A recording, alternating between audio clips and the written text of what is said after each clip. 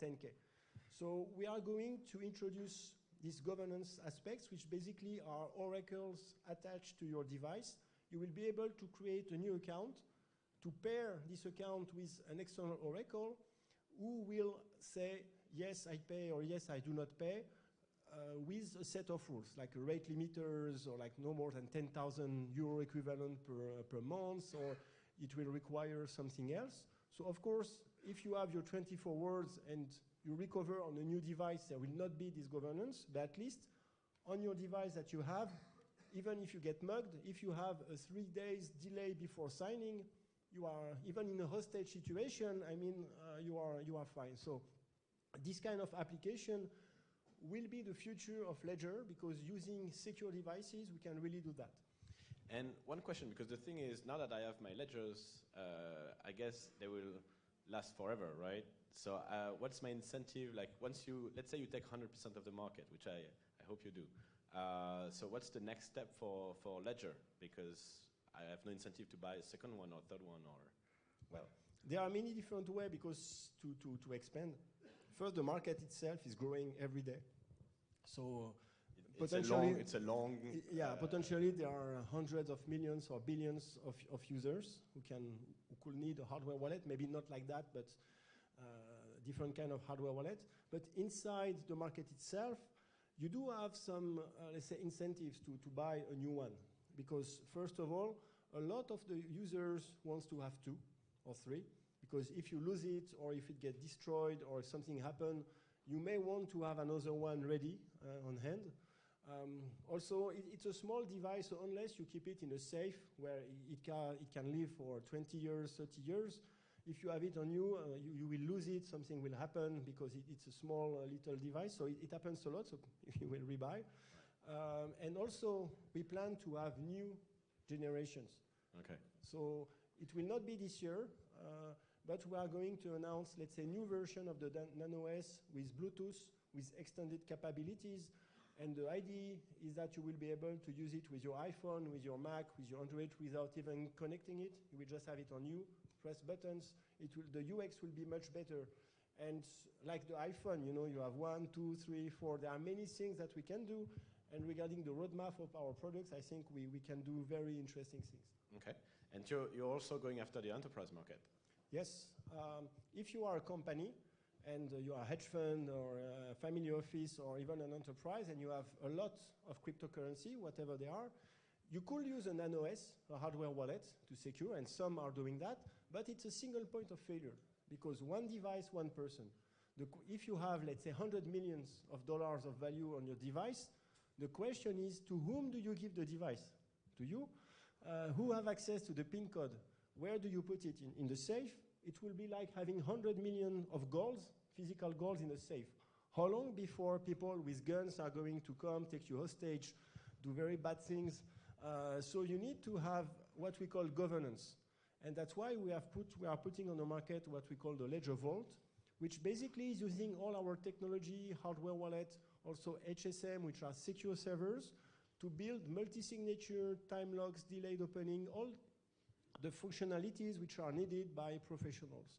And so if you want to make a payment, you will have to request 3 signatures from 3 officers, going to wait 48 hours, so even in hostage situation or bad situation, you still have control of your crypto.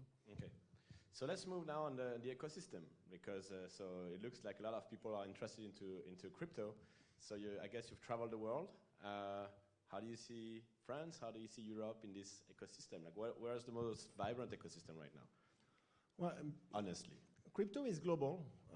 So I think the most valuable ecosystem maybe is, well, it's hard to say, but a lot of things are happening in Asia because it's a very dynamic market.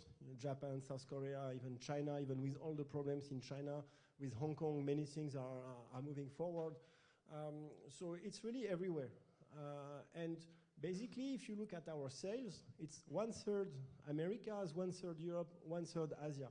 So it's not like there is a big market which is bigger than the others. It's a tight race. So it's a tight race so far. Yes, it's a tight race, and we see that Asia is very dynamic. So I would say that, in fact, it's developing everywhere, and that's the beauty of crypto. It's that it is a truly global platform, and it doesn't matter where people are, basically, because everyone can contribute to the ecosystem. In Africa, because you said Europe, Asia, what do you see things happening in Africa? In Africa, so we are in hardware, so we distribute products. So in Africa, all the distribution networks are not extremely well developed, so it's also why we cannot sell easily.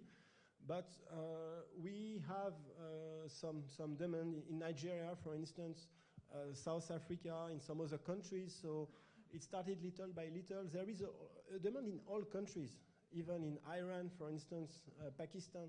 In Iran, we cannot sell because for obvious reasons. But all the countries basically are potential candidates for crypto and of course, our products. And now, talking about the market in general, so everybody's pretty bullish right now. In 2018, they say, well, 2018, Bitcoin will reach 50,000, 100,000.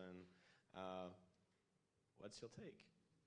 Well, I won't do any prediction because it's not an easy game. I'm, of course, very optimistic about the state of the crypto in general and Bitcoin, of course, in particular. What I know is that there is billions of dollars of Wall Street money and also billions of dollars of hedge funds in many different geographies who are just waiting to go into crypto.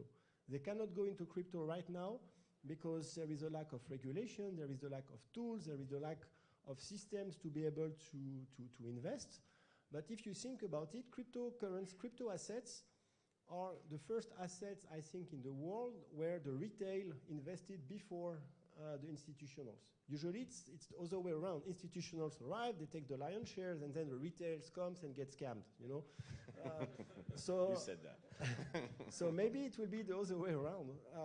And I'm pretty sure that there will be a massive influx of money from Wall Street in the months to come because they are ready, almost ready, and they have really a lot of money, and they really want to go all in. And in terms of regulation, are you being consulted? Because how do you see regulation evolving, from optimistic to pessimistic? So from the point of view of Ledger, we are not directly concerned by regulation because we are just a technical tool. We are like a tube, so we do not own the keys, we do not own the money, we don't have any fiducial responsibility, so we are not very active into the regulation. However, through la Maison du Bitcoin, which is another company, of course, there are a lot of questions regarding regulations. And in France, we are seeing some movements. As you know, there is a Mr. Bitcoin. Yeah. So I think it's a good news because something is happening.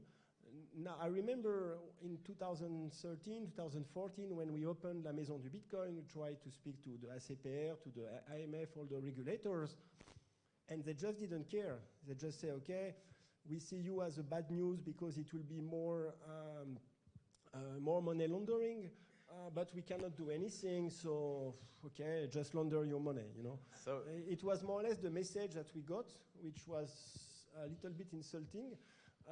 But now, I think it's very different because maybe they always think, despite all the studies, that Bitcoin and crypto is about money laundering, but at least they have to take care of it, and they cannot ignore it to just say, well, it's just a bunch of crazy guys. Now it's real. Aren't you afraid that the person that was appointed by the French government was like this, he signed this op-ed in the Financial Times in 2014 saying it was a tulip kind of things, and he was